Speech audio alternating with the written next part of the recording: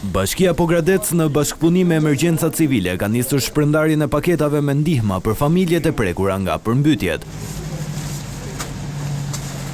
Vetëm në qytet po trajtohen me paketa ushqimore 62 familje të cilat kanë pësuar dëme të shumta në banesat e tyre si pasojë e vërshimit të ujit. Sekretari i përgjithshëm i Bashkisë Pogradec, Dritan Babasulli, tha se në fshatin Rëmenj janë evakuar 6 familje, të cilat do të përfitojnë bonus qeraje deri në momentin që banesat e tyre të rikonstruktohen.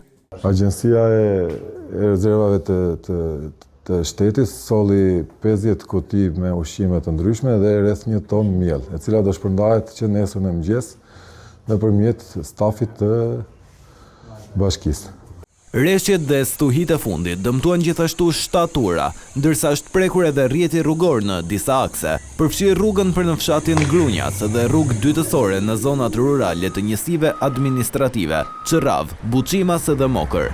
Situata vijon të monitorohet dhe ekipet janë në terren për vlerësim të plot të dëmeve dhe ndërhyrje sipas nevojës.